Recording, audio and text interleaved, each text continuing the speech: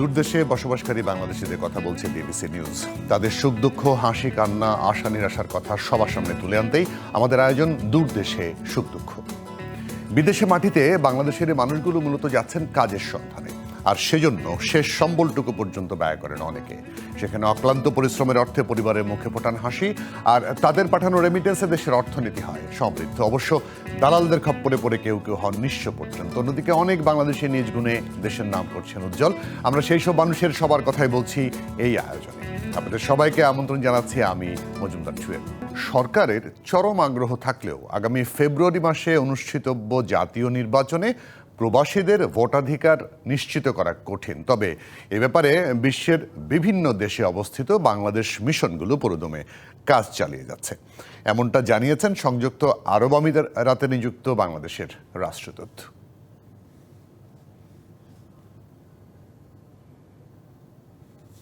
আমাদের ৩০০টা কনস্টিটিউয়েন্সি আছে।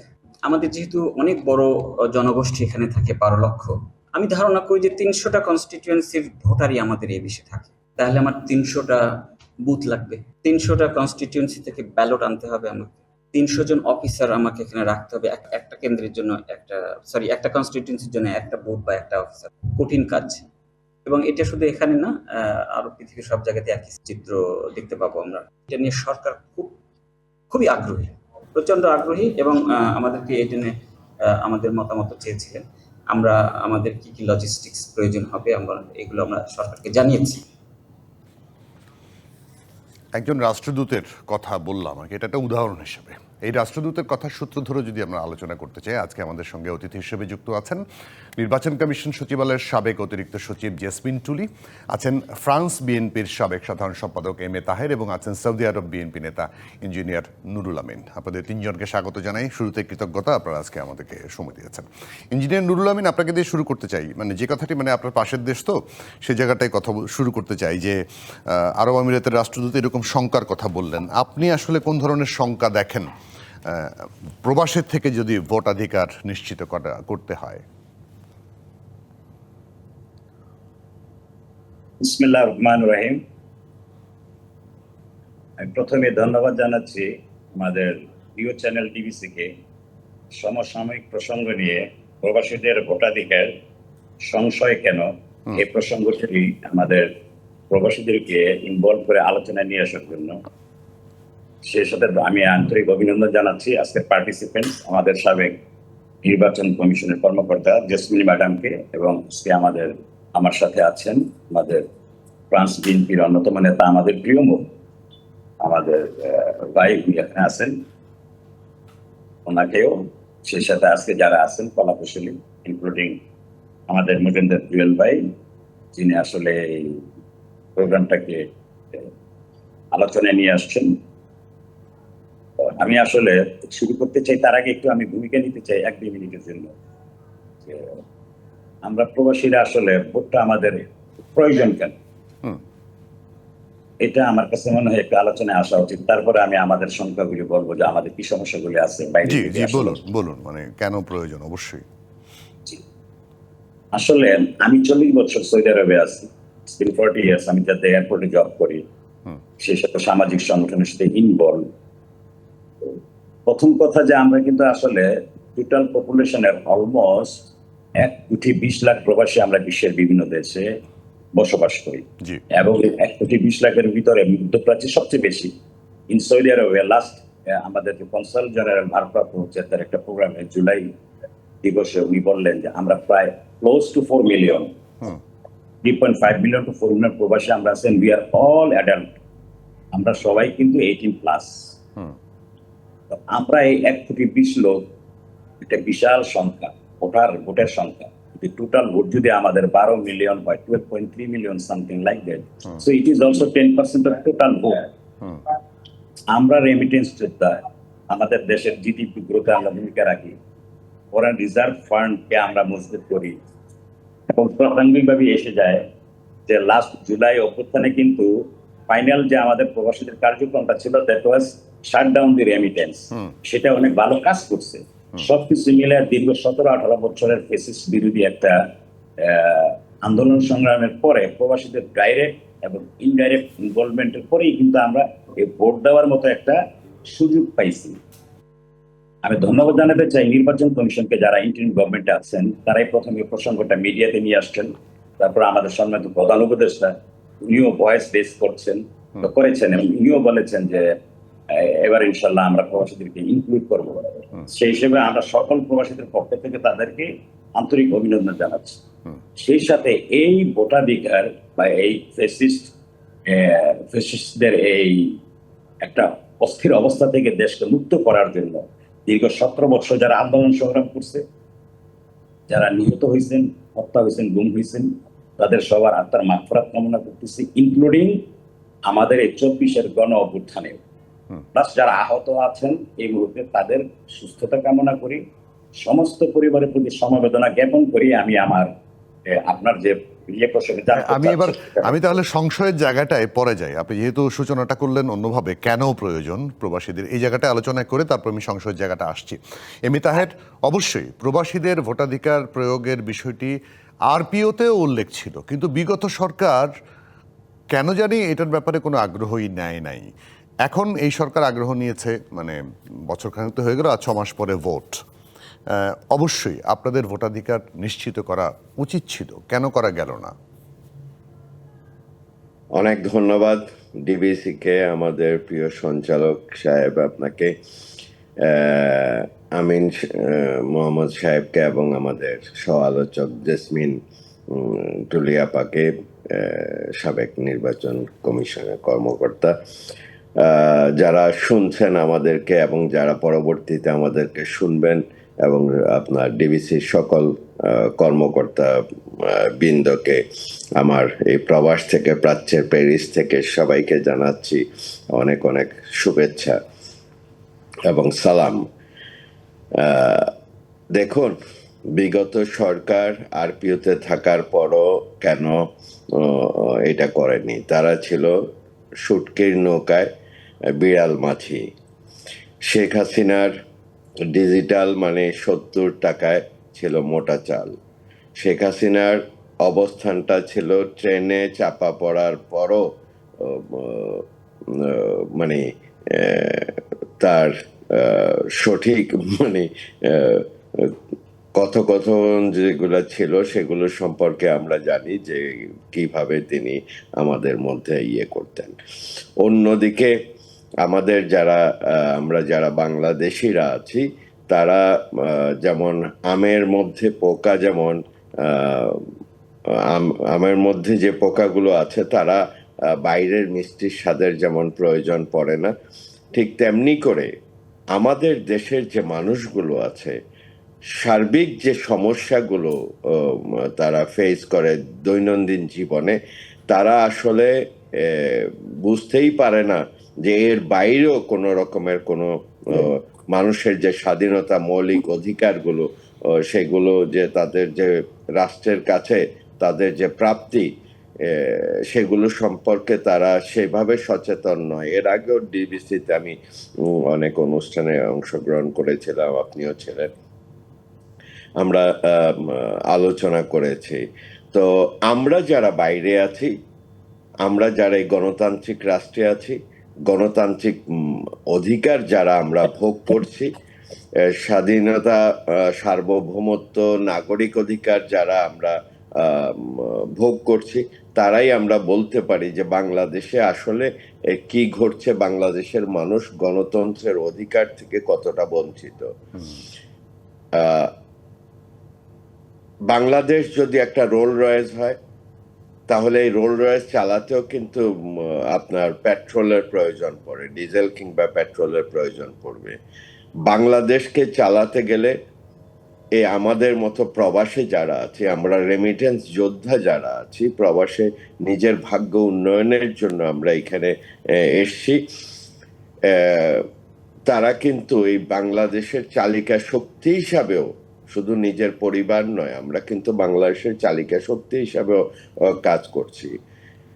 তো আমরা যারা এখানে আছি, আমাদের রেমিটেন্সে যে বাংলাদেশ চলছে, বাংলাদেশে যে অপশাসন, দুঃশাসন, বাংলাদেশে যে অত্যাচার, নিপীড়নের যে স্টিম রোলারগুলো চালানো হয়েছে দীর্ঘদিন থেকে, গুম, খুন, আহ, আহ, আহ, নির্যাতন, আয়নাঘর, সবকিছু মিলিয়ে যে বাংলাদেশিরা যে রাষ্ট্রীয় যে অপশাসনের শিকার হয়ে যেভাবে নির্যাতিত তারা হচ্ছিল, তারা এককভাবে বাংলাদেশকে গণতন্ত্রের পথে, সুশাসনের পথে নিয়ে আসার জন্য সামর্থ্য ছিল না। আমরা রেমিটেন্স যোদ্ধা যারা আছি, যারা বাংলাদেশের স্বাধীনতা যুদ্ধ দেখেছি, যা বাংলাদেশের যুদ্ধের যুদ্ধ মানে মোদ্দা কথা হলো আবু তাহের, মানে আপনাদেরকে মানে রেমিটেন্স যোদ্ধা আমরা বলি, আপনাদেরকে বলি, আপনাদের কারণেই আমরা টিকে আছি, আমাদের অর্থনীতি, কিন্তু আপনাদের ওই সুযোগ সুবিধা বলি বা অধিকারগুলো বলি, সেগুলোর ব্যাপারে বিগত সরকারগুলো সেভাবে কাজ করেনি। আমি জেসমিন টুলির কাছে আসতে চাই, এই যে মানুষগুলো শেষ করে দেই, জি একটু শেষ করুন, একটা সেকেন্ডে ছেড়ে দিচ্ছি। তো আমি সেই জায়গাটাতে আসছিলাম, আমরা যারা আছি, যারা আমরা এই প্রবাসে বসে গণতন্ত্রকে নিয়ে ভাবি, বাংলা নিজেদের নির্ঘুম রেখে, নিজের পরিবারকে এই ইউরোপের জায়গাও রেখে আমরা এক দেশ থেকে আরেক দেশ, এক স্থান থেকে আরেক স্থানে, বিশ্বের সমস্ত সংস্থাগুলোতে আমরা বাংলাদেশ সম্পর্কে যে ডিসকাশন করি, মানবাধিকার চত্বরগুলোতে আমরা যাই, আমাদের আন্দোলন সংগ্রাম, যেখানে আমাদের অগণতান্ত্রিক সরকার আসে সেখানে আমাদের প্রতিবন্ধকতা। একটু পয়েন্টে কথা বলে ভালো হয় আবু তাহের, একটু পয়েন্টে কথা বলে ভালো হয়, যে পয়েন্টটা আপনি বলতে চাচ্ছেন। হ্যাঁ, জি জি জি, আমরা জাতিসংঘ থেকে শুরু করে মানবাধিকার এমন কোনো চত্বর নেই আমরা যেখানে যাইনি, যেখানে অগণতান্ত্রিক প্রধানমন্ত্রী শেখ হাসিনা এসে সেখানে আমাদের আন্দোলন সংগ্রাম, প্রতিরোধ, প্রতিবাদ আমাদের ছিল। বিশ্ব সংস্থাকে জাগ্রত করার জন্য হেন কোনো কাজ নেই। জি, আপনি আমার টোটাল বিষয়টা নিয়ে কথা বলছেন, আমি যেটা স্পেসিফিক করেছি আমি সেই জায়গাটা আপনার কাছে আমি পরে আসছি। আবার জেসমিন টুলি আপনার কাছে আসতে চাই, যে এই যে প্রবাসীদের ভোটাধিকার নিশ্চিত করা, এটি কি খুব বেশি কষ্টকর কাজ ছিল? কারণ আপনি একটা সময় নির্বাচন কমিশনের সচিবালয়ের অতিরিক্ত সচিব ছিলেন, মানে তাদের এই ভোটাধিকার নিশ্চিত করা কি খুব বেশি কঠিন কাজ ছিল কিনা? সবাইকে ধন্যবাদ। আসলে আমরা প্রথমে যদি দেখি যে আমাদের বিদেশে অবস্থানকারী বাংলাদেশি নাগরিক কয় ক্যাটাগরির আছে, এখানে আসলে 5 ক্যাটাগরির মানুষ বসবাস করে যারা বাংলাদেশি নাগরিক। প্রথমত বাংলাদেশি নাগরিক যিনি ভোটার তালিকায় অন্তর্ভুক্ত আছে, তার জাতীয় পরিচয়পত্র আছে এবং তিনি প্রবাসে আছেন, এবং প্রবাসের বাংলাদেশি দূতাবাসেও তিনি নিবন্ধিত। এই এক ক্যাটাগরি। এই ক্যাটাগরিতে ভোট প্রয়োগ করা, ভোট নেওয়াটা খুব একটা কিন্তু সমস্যা না। এটা যদি সদিচ্ছা থাকে এবং আইনে সামান্য কিছু সংশোধন করলে এই অংশটাকে, তাদের সাংবিধানিক যে অধিকার, ভোটাধিকার, সেটা তারা প্রয়োগ করে ব্যবস্থা করা যায়। দ্বিতীয় যে ক্যাটাগরি আছে, যারা বিদেশে আছেন, যাদের বয়স 18 বছর উত্তীর্ণ হয়েছে কিন্তু ভোটার তালিকায় অন্তর্ভুক্ত হয়নি, মানে তাদের ভোটার তালিকার মধ্যে প্রথমে আনতে হবে, এই একটা ক্যাটাগরি। তৃতীয় ক্যাটাগরি আছে জন্মসূত্রে বাংলাদেশি কিন্তু অন্য দেশের নাগরিকত্ব গ্রহণ করেছে, মানে দ্বৈত নাগরিক হিসাবে তিনি বাংলাদেশে ভোটার তালিকায় অন্তর্ভুক্ত আছেন কিছু, এবং কিছু অন্তর্ভুক্ত হননি এখনো, এই একটা ক্যাটাগরি। এবং 4 নম্বর ক্যাটাগরি যারা যে বাংলাদেশের নাগরিক ভোটার তালিকায় অন্তর্ভুক্ত আছে কিন্তু কোনো কাজে, তার জরুরি বা সরকারি কোনো কাজে বিদেশে অবস্থান করছে, এই এক ক্যাটাগরি। 5 নম্বর ক্যাটাগরি বাংলাদেশের দূতাবাসের তারা এবং তাদের পরিবাররা যারা সরকারি কাজে দেশের বাইরে আছে। এই 5 ক্যাটাগরি আসলে প্রবাসী ভোটার আমাদের আছে। দেখেন, আমরা শুরু থেকে, মানে যখন জুলাই আগস্টের পরে থেকে যে সরকার ফর্ম করলো, তারপরে যে সমস্ত সংস্কার কমিশন গঠন হলো, তখন থেকে কিন্তু এই প্রবাসী ভোটারদের ভোটাধিকারের ব্যাপারটা নিয়ে আলোচনা এসছে, কিন্তু আজ পর্যন্ত অগ্রগতি কিন্তু আমরা খুব সামান্যই দেখতে পেয়েছি। তার কারণ হিসাবে আমি বলি যে আসলে আমাদের যে সুনির্দিষ্ট আসলে লক্ষ্য ছিল যে আমরা প্রবাসীদের ভোটার তালিকা আনবো, সেটা বিভিন্নভাবে পরীক্ষা করছিল। তখন ইলেকশন কমিশন, যেটা বর্তমান ইলেকশন কমিশন, যেটাকে ঠিক হয়েছে যে তারা পোস্টাল ব্যালটে ভোট নেবে। আচ্ছা, আমরা তার আগে আরেকটা আমাদের একজন হাই কমিশনারের বক্তব্য শুনলেন, উনি যেটা বললেন যে দূতাবাসে যদি আমাদের ভোট কেন্দ্রগুলো স্থাপন, অনেক দেশে, পৃথিবীর অনেক দেশে এই কাজটা করে। উনি বললেন 300 আসনের জন্য 300টা বুথ, 300টা, আসলে এত জটিল ভাবে ভাবার তো দরকার নাই। আমরা যদি ভাবি যে না, আমাদের সৌদি আরবের প্রবাসী আছে যারা, তাদের আমরা ভোটাধিকার প্রয়োগের ব্যবস্থা করবো এবং দূতাবাসে সেটা করবো। হ্যাঁ, আমাদের দূতাবাসের জনবল কম, এটা ঠিক, কিন্তু দূতাবাস যদি মনে করে যে ইলেকশন কমিশনের অনুমতি নেই, তারা কিছু অস্থায়ীভাবে কিছু বাংলাদেশের নাগরিককে সে ইলেকশনের কাজে হায়ার করবে, যেমন বাংলাদেশ ইলেকশন কমিশন করে, প্রিজাইডিং অফিসার, পুলিং ও সবই তো ইলেকশন কমিশনের বাইরের লোক, ইভেন রিটার্নিং অফিসারও ইলেকশন কমিশনের বাইরের লোক। কিছু করে তারা বুথ রাখতে পারে, যে ডিভিশন ভিত্তিক 5টা বুথ রাখলো, যে খুলনা ডিভিশন, হ্যাঁ খুলনা ডিভিশনে আমাদের কতগুলো আসন আছে, 102টা বা 103টা, এরকম করে করে তারপর ওখানে আমাদের ভোটার অনেক বেশি সৌদি আরব এবং বিভিন্ন অঞ্চলে, তা সবাই তো আসলে এসে ভোট কেন্দ্রে এসে হাই কমিশন এসে ভোট, এটা সম্ভব না। তাহলে তাদের জন্য যদি ওখানে ওই এলাকাতে কিছু পোস্টাল ব্যবস্থা করতে, যেহেতু দূতাবাসের জন্য সুবিধা হবে যদি তারা দূতাবাসে নিবন্ধিত থাকে, এই কাজটা করলে দূতাবাসের তাদের জন্য দূতাবাস করতে পারবে সহজে।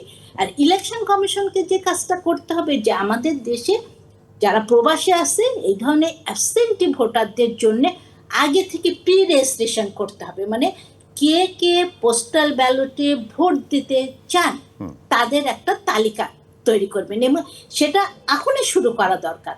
কারণ আপনার হাতে কিন্তু আসলে মাঝখানে আমরা মাত্র 5 মাস, আমরা যদি আগস্ট শেষ আর ফেব্রুয়ারিকে আপনি কাউন্ট করতে, মানে ফেব্রুয়ারিতে একদম ফাইনাল সবকিছু, এই 5 মাস মানে এখনই যদি আপনি বিদেশে যারা অবস্থান করছেন এবং কারা কারা ভোট দিতে ইচ্ছুক, তাদের রেজিস্ট্রেশনটা যদি, এটা তো অনলাইনে করা, এটা তো কিছু না, ইলেকশন কমিশন তার প্ল্যাটফর্মে এটাকে অ্যাডভার্টাইজ করে দিতে পারি এবং অনলাইনে তারা আবেদন করবে, এবং অনেক হাজারো তথ্যর প্রয়োজন নাই এখানে, মানে ভোটাধিকার প্রয়োগ করতে যে ধরনের তথ্যগুলা প্রয়োজন সেটা দিয়ে রেজিস্ট্রেশন করবে। অবশ্যই তারা ভোটার তালিকায় অন্তর্ভুক্ত আছে এবং তাদের বাংলাদেশে আমাদের পরিচয়পত্রটা আছে, এই ক্যাটাগরিকে কিন্তু ব্যবস্থা অনলাইনে রেজিস্ট্রেশন করার পর, তখন ধরেন আমি যেমন সৌদি আরবের কথাই বলি, যে সৌদি আরবের কনসুলেটকে বললো যে হ্যাঁ আমার এতজন এই দেশ থেকে রেজিস্ট্রেশন করেছে, এই দেশের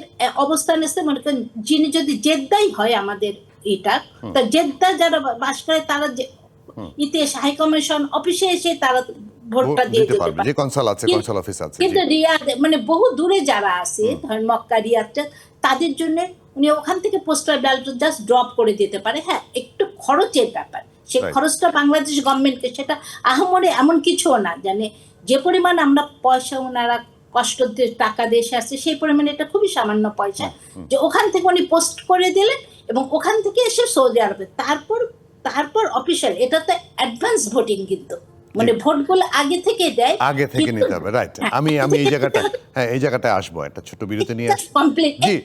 জি প্লিজ। কিন্তু ভোটটা গণনা করবে কখন, যখন দেশে ওই টাইমে, মানে রিয়েল টাইম ওই টাইমে গণনা করবে, তাহলে রেজাল্টটাও আর কিছু একই সঙ্গে হয়ে যাবে। আমি এই প্রসঙ্গটাই আসতে চাচ্ছিলাম। আমি 3জনকে একটা ছোট বিরতি নিয়ে আসি, আমি এসে আবারও আপনাদের সঙ্গে আলোচনায় যুক্ত হচ্ছি। দর্শক, আপনারা থাকবেন আমাদের সঙ্গে, আপনারা আছেন দূরদেশে সুখ দুঃখে। একটা বিরতি নিচ্ছি।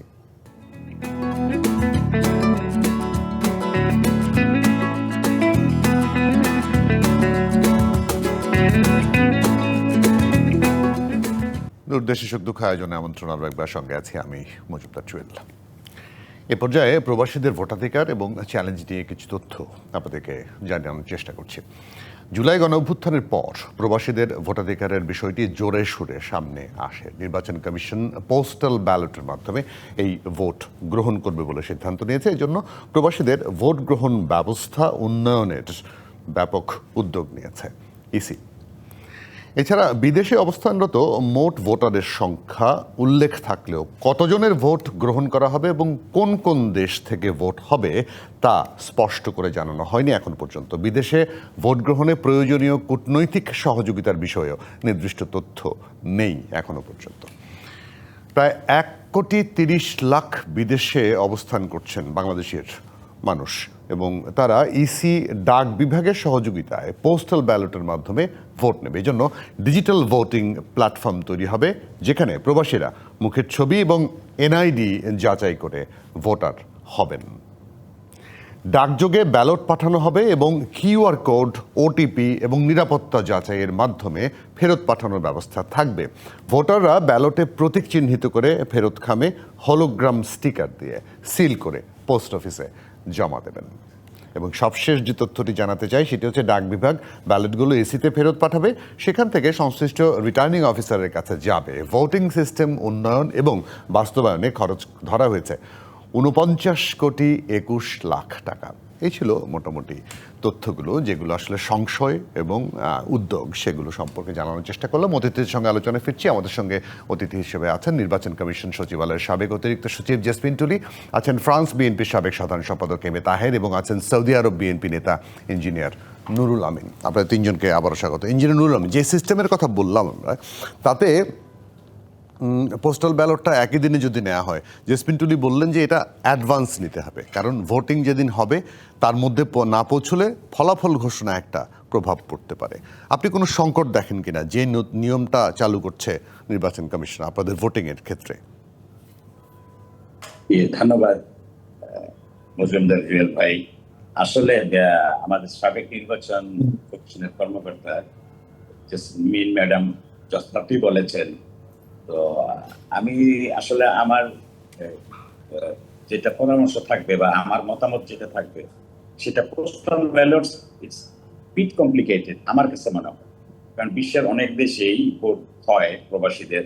সেখানে অনেক দেশ আছে এশিয়ার ভিতরে, Philippines, Indonesia, Pakistan, Sri Lanka, Nepal, Thailand, Iran সহ অনেক দেশে তারা বাইরে থেকে ভোট প্রদান করে। এরকম আমার কাছে মনে হয় যে, যদি আমি ভুল না করি, তো আরো কিছু সিস্টেম সেখানে আছে, যেমন অনলাইন ভোটিং আছে, প্রক্সি ভোটিংও আছে।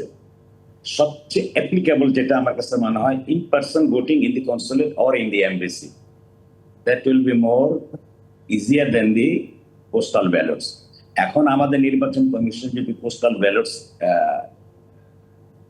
সিস্টেম অলরেডি সিদ্ধান্ত নিয়েই থাকে, সেখানে আমার কথা যেটা সেটা হলো নির্বাচন কমিশন, সংশ্লিষ্ট কর্মকর্তা বৃন্দ, ইন্টারিম গভর্নমেন্ট যদি তারা আসলে মনে প্রাণে আন্তরিক হয় এবং যদি দৃঢ় প্রত্যয় ব্যক্ত করেন এবং যদি তারা ইচ্ছা প্রকাশ করেন, তাহলে যত প্রতিবন্ধকতাই থাকুক, যত কিছুই থাকুক, at least it can be start at least in 2026। এটা সম্ভব, নাথিং ইজ ইম্পসিবল। কিন্তু ওই যে আপনি যে ইন পার্সনের কথা বলছেন না, ইন পার্সন ধরেন আপনি জেদ্দায় থাকেন, কিন্তু একটা লোক দাম্মামে থাকে বা অন্য কোনো শহরে থাকে, তার পক্ষে জেদ্দায় এসে ভোট দেয়া ডিফিকাল্ট। জি, আমি সেটাই একটু ব্যাখ্যা দিতে চাই। আমাদের সৌদি আরবের এমবেসি ইন রিয়াদ, আমরা সবাই জানি দূতাবাস, কনসুলেট জেনারেল ইন জেদ্দা, এটা দুটা ভাগে ভাগ করা, western region, eastern region. Eastern প্রভিন্সটা আসলে রিয়াদ ভিত্তিক, ওয়েস্টার্ন প্রভিন্সটা জেদ্দা ভিত্তিক consulate. Jeddah consulate is controlling the whole western province. সেখানে আমাদের কনসুলেট টিম, যেহেতু আমি জেদ্দায় থাকি, আমি যতটুকু জানি আমাদের 11টা বা 9টা প্রদেশ আছে, কম বেশি প্লাস মাইনাস। ওনারা কিন্তু কনসুলার সার্ভিস দেওয়ার জন্য প্রতি মাসে, 1 মাসে, 2 মাসে বিভিন্ন ডিস্ট্রিক্টে যায়, এবং সেখানে কিন্তু ডেজিগনেটেড কিছু জায়গা আছে, স্কুলগুলি বিশেষ করে, যেমন তাবুকে আমার পরিচিত আমাদের ঠিক বলেই ফেললাম, আমাদের বিএনপির সভাপতি আছে, উনি একটা স্কুলের চেয়ারম্যান, ওনার ইনস্টিটিউটটা ব্যবহার করা হয়। এইভাবে প্রত্যেকটা প্রদেশে কিন্তু আমাদের স্পেসিফিক কিছু জায়গা আছে। অতএব যখন আমরা এই ব্যালট ভোটিং সিস্টেম, পোস্টাল ব্যালটসে যাব বা ভোট কাস্টিং এ যাব, আমাদের কনসুলেট এবং এমবিসি কিন্তু ওই জায়গাগুলিকে অ্যাকোমোডেট করে ওগুলিকে ইউজ করতে পারে। তাদেরকে জেদ্দায় আসতে হবে সবাইকে, এরকম ঠিক না। এরপরে Jeddah consulate everyday they are providing the services of minimum 5,000 people even. মানুষ কিন্তু আসতেছে, ডেইলি আসতেছে। তার মানে ধরেন এটা একটা দীর্ঘ প্রসেসে ভোটিংটা নিতে হবে, আপনার কথা যদি ধরেন 2 মাস ধরে নিতে হবে, যেখানে যেখানে গেল কনসুলেট সেবা দিতে, সেখান থেকে ভোটিংটা নিয়ে এসে তারা বক্সে রাখলো।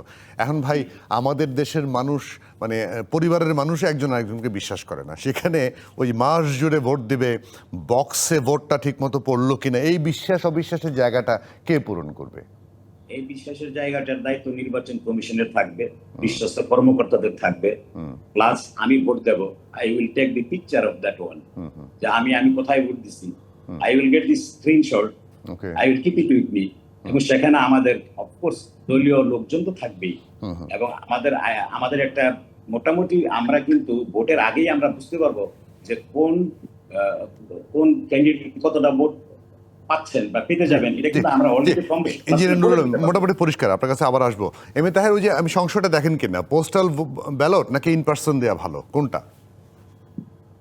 দেখেন, আমাদের প্রথমে তো শুরু হওয়া উচিত, আমাদেরকে সবাই প্রতিশ্রুতি শুধু দিয়ে যাচ্ছে, দীর্ঘ বছর থেকে আমরা প্রতিশ্রুতি পেয়ে যাচ্ছি। যে কথাটা আমি বলতে চাচ্ছিলাম, আমরা চালিকা শক্তি হয়েও অনেক চাওয়া পাওয়ার থেকে বঞ্চিত। আমাদের চাওয়া পাওয়া কিন্তু খুব একটা বেশি নয়। আমরা যেমন এখান থেকে পাসপোর্টটা চাই, আমরা এখান থেকে আইডি কার্ডগুলো চাই, যেগুলো আমরা প্রবাসীরা দেশে গিয়ে জটিলতার কারণে আমরা করে আসতে পারি না। তো দীর্ঘ সময় দেশের বাইরে দেশে গিয়ে থাকাটাও আমাদের জন্য কষ্টসাধ্য হয়ে যায়। তো আমাদের অনেকগুলো নাগরিক সুবিধা আমরা এখান থেকে পেতে চাই। তো নাগরিক সুবিধা পেতে গেলে ভোটাধিকারও আমাদের জন্য একটা, যারা আমরা রাজনৈতিক সচেতন, দেশ প্রেমিক, আমরা প্রবাসে বসে দেশের জন্য ভাবি, তো দেশের কে গণতান্ত্রিক পন্থায় আনতে গেলে আমাদেরও ভোটাধিকারটা একটা নাগরিক অধিকার হিসাবে আমরা মনে করি। যদিও আমরা অনেকে এই সব দেশগুলোতে নাগরিক হিসাবে আছে, ভোটাধিকার আমরা এখানে অনেকে প্রয়োগ করতে পারি।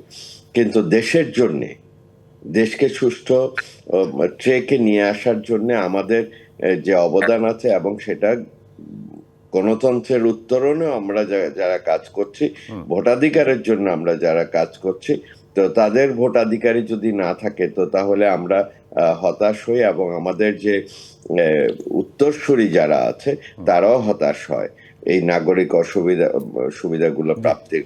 এখন ইন পার্সন হওয়াটা ভালো নাকি ব্যালটটা হওয়া ভালো হয়, কি বলেন আপনি? আপনার সুপারিশটা কি থাকবে? আমাদের একটা শুরু হওয়া দরকার পোস্টাল ভোটিংটা।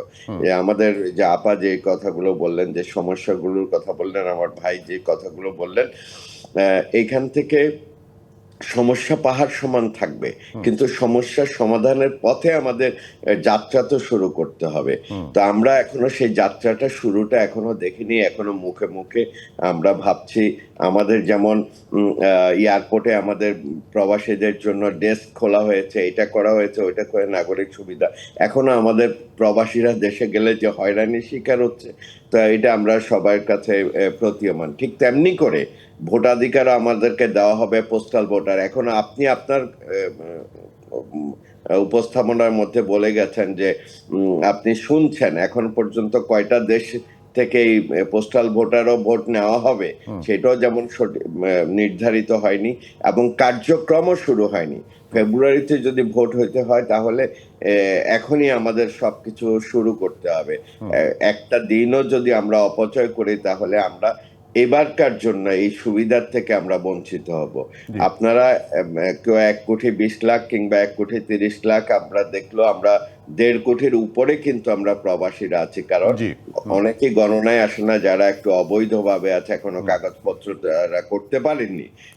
আবার অনেকের ইয়াং জেনারেশন আছে, ধরেন আপনার পরবর্তী প্রজন্ম যারা এখনো বাচ্চা আছে, তারা এখনো ভোটার হয়নি। সেক্ষেত্রে যে উদ্যোগটা তো নিতে হবে, জেসমিন টুডু, ওই যে, কিন্তু আপনি যে পোস্টাল ব্যালটের কথা বলছেন না, পোস্টাল আমাদের যে পোস্টিং সার্ভিস, আমাদের যে পোস্টালের অবস্থা, মানে কয় বছর পরে এই ভোটার মানে এই ভোটটা এসে পৌঁছবে রিটার্নিং কর্মকর্তার কাছে, এই নিশ্চয়তা কে দেবে?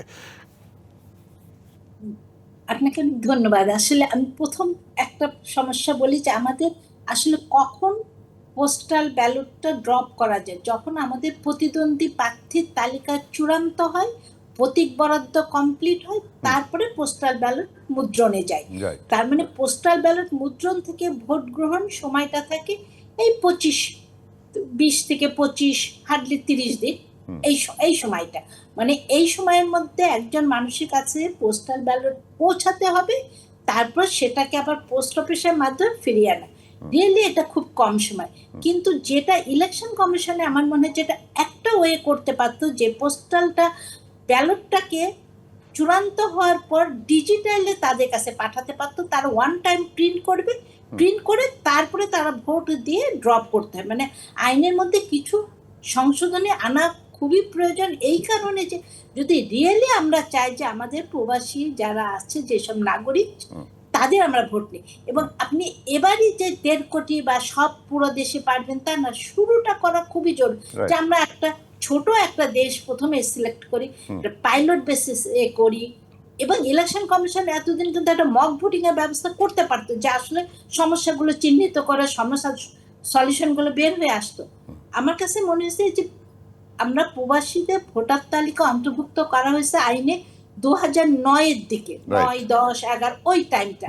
দেখেন এত বছর হয়ে গেছে, কিন্তু এটা নিয়ে আসলে ইন্টারেস্ট কেন না? আসলে ইলেকশন যেটা, ইলেকশনই তো না, মানে ইলেকশন করার ওরকম যে রিয়েল ইলেকশন করার মতন তো আগ্রহ কারোরই ছিল না।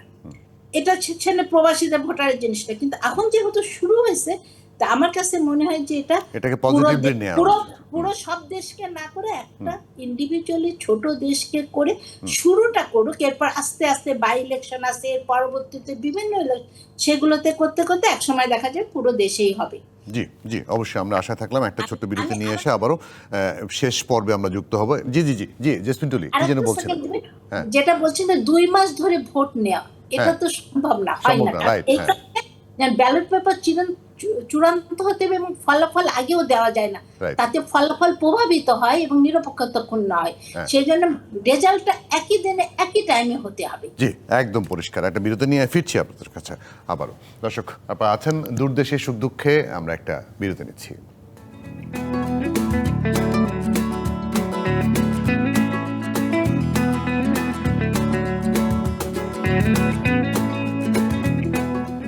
দূরদেশে সুখ দুঃখ আয়োজনে আমন্ত্রণ আর একবার, সঙ্গে আছি আমি মজুমদার জুয়েল। আজকে আমাদের সঙ্গে অতিথি হিসেবে আছেন নির্বাচন কমিশন সচিবালয়ের সাবেক অতিরিক্ত সচিব জেসমিন টুলি, আছেন ফ্রান্স বিএনপি সাবেক সাধারণ সম্পাদক এম এ তাহের, এবং আছেন সৌদি আরব বিএনপি নেতা ইঞ্জিনিয়ার নুরুল আমিন।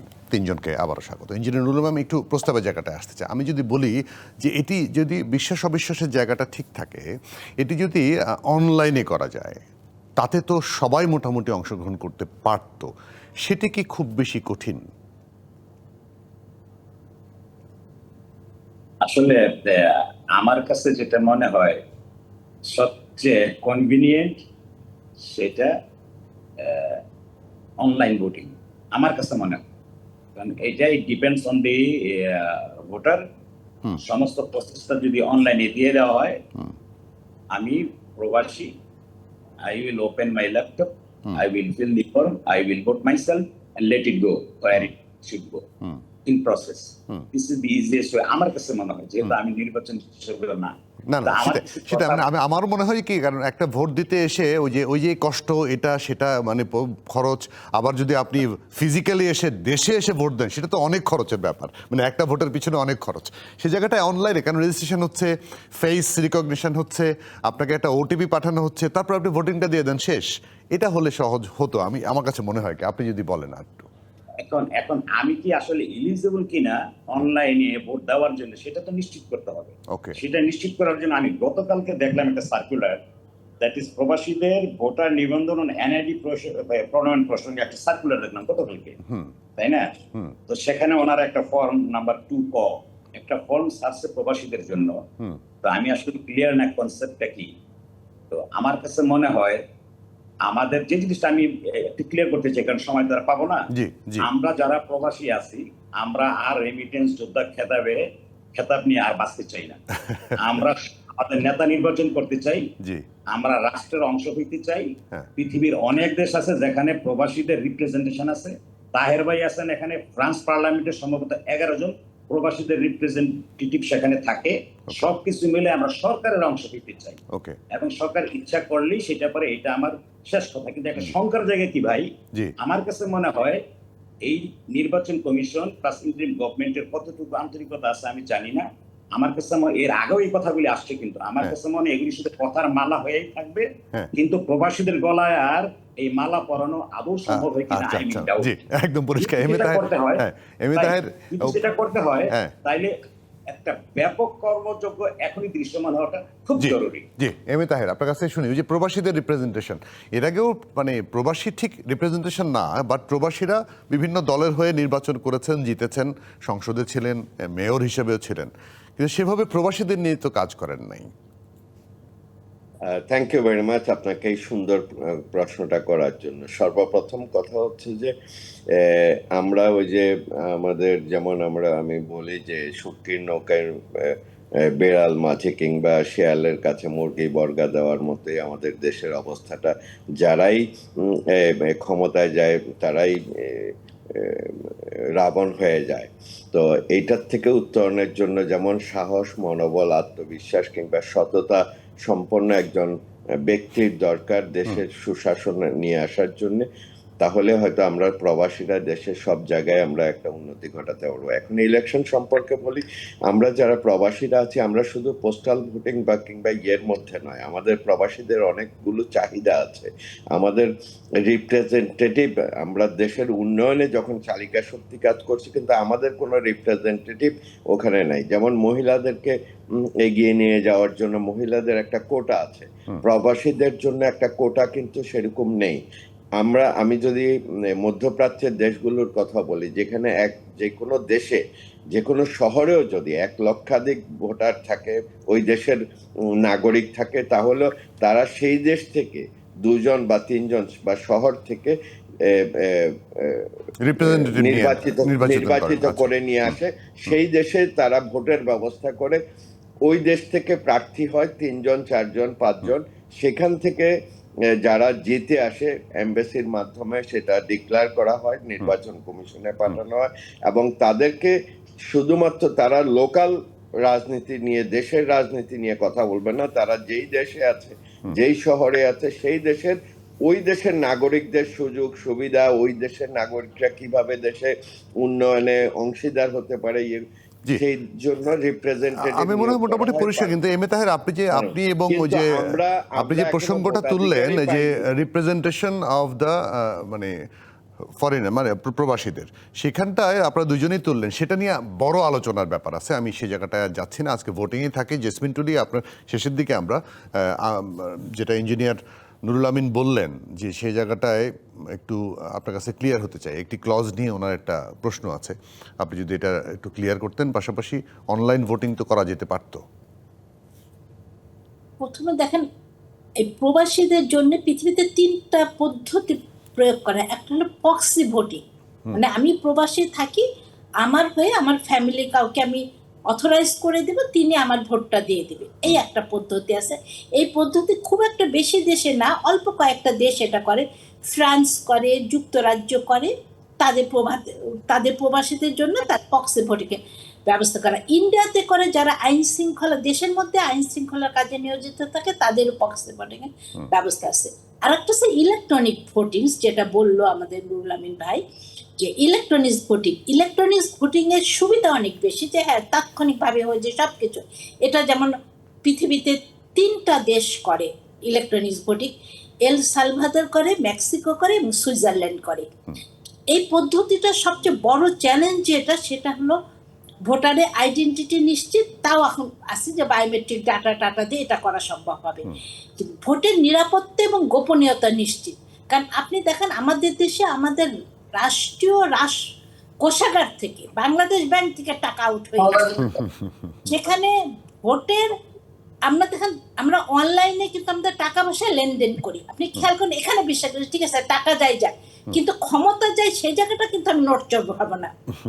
মানে অনেকগুলো জিনিস আপনি জানেন, আমেরিকাতে যে ক্লিন্টনের ইলেকশনে কিন্তু এই অনলাইন ভোটিং এ নিয়ে বড় প্রশ্ন পরে, ইলেকশনটাকে প্রশ্নের মুখে ফেলে দিছে। আমরা তো আসলে আমাদের সিস্টেমটা কেমন, আমরা বলি অনলাইন অনেক কিছু, আমরা অটোমেশনের দিকে যাই, কিন্তু অটোমেশনের যে গভীরে যে জ্ঞানটা, সেই জ্ঞানটা কিন্তু আমাদের খুব সীমিত, এবং আমাদের এই জনবলকে তৈরি করার মতন মানসিকতাও কিন্তু আমার মনে হয় না। এর মধ্যে তো ইভিএম নিয়ে প্রশ্ন উঠেছে, এই কারণে ইভিএম এবার ভোটও হবে বাদ হয়ে গেল। এই ইভিএম এই ভালো হাজার হাজার কোটি টাকা খরচ হলো, তারপরে ইভিএম একেবারে জাস্ট ডাস্টবিনে ফেলে দাও, বিল মানে ফেলে দাও। তা এরকম করে তো একটা দেশের কোনোদিন কোনো কিছু মানে টেকসই হতে পারে না। যে আপনি ধীরে ধীরে প্রত্যেকটা ধাপ, মানে আমরা প্রবাসীদের ভোটার কিন্তু আজকে আলোচনা, বহু আগে থেকে আলোচনা। আপনি দেখেন ঠিক ইলেকশন এসছে, ইলেকশনের সময় আলোচনা এখন শুরু হয়েছে, প্রবাসী, আবার ইলেকশন চলে যাবে, এটা থেমে যাবে। হ্যাঁ। কেন এই পদ্ধতি? আমরা আস্তে আস্তে কেন আগাই না? মানে আস্তে আস্তে যদি আগে তাহলে টেকসই হয় জিনিসটাকে। তা পোস্টাল ব্যালট, অবশ্যই পোস্টাল ব্যালট খুবই দীর্ঘমেয়াদী, এটা অর্ধেক কাজে হতে পারে, অর্ধেক নাও আসতে পারে, এটা ঠিক। কিন্তু আপনাকে এমন একটা সিস্টেম, অনলাইন অফলাইন মিক্সড করে কোনো সিস্টেম, মানে অফলাইনে রিয়েল ভোটিংটা থাকলো আর অনলাইনে আপনি তার কাছে ব্যালটটা পৌঁছানোর ব্যবস্থা, এইভাবে করে সময়কে কমে নিয়ে আসা। কারণ আমাদের হাতে সময় থাকে মাত্র 25 দিন মতো। রাইট। এই 25 দিনের মধ্যে আমাদের কাজটাকে তুলে আনতে হবে। সেইভাবে প্ল্যানিং করলে অসম্ভব কিছু না, কিন্তু সদিচ্ছাটা আমাদের লাগবে ইলেকশন কমিশনের। আমরা আশা করি সদিচ্ছা যেহেতু শুরু হলো, 2009 আপনি বলেছেন প্রথম আইন হয়েছিল, এরপর থেকে আর হয়নি, আবার এখন ইলেকশনের আগে হয়েছে কথা, মানে শুরু হোক, একটা কাজ অন্তত শুরু হোক, প্রবাসীদের ভোটাধিকারটা নিশ্চিত হোক, সেটা যেভাবেই হোক না কেন শুরুটা হোক, আস্তে আস্তে এটা অবশ্যই পরিশীলিত হবে। জেসমিন টুলি, আপনাকে অনেক ধন্যবাদ। এম এ তাহের, আপনাকে অনেক ধন্যবাদ। ইঞ্জিনিয়ার নুরুল আলম, আপনাকে অনেক ধন্যবাদ আজকে আমাদেরকে সময় দেওয়ার জন্য। ধন্যবাদ আপনাদের। দর্শক, প্রবাসী বন্ধুরা, আপনাদের সুখ দুঃখের কথা আমরা জানাচ্ছি, তবে সব কথা যে আমরা জানি তা কিন্তু নয়। এমন অনেক কথা, ঘটনা, সাফল্য আছে আপনাদের, যা আমাদের জানতে হবে, আর আমরা জানলে জানবে বিশ্ব, জানবে জাতি। তাই আপনারা কি জানাতে চান, কি বলতে চান, আমাদেরকে জানান। কোনো কথা থাকলে ভিডিও বার্তাও পাঠাতে পারেন আমাদের ঠিকানা, আমাদের সঙ্গে যোগাযোগের ঠিকানা durdesh.dbc@gmail.com, এই ঠিকানায়। ভালো থাকবেন, খুব ভালো। আবার দেখা হবে আগামী শুক্রবার। ডিবিসির সঙ্গে থাকবেন।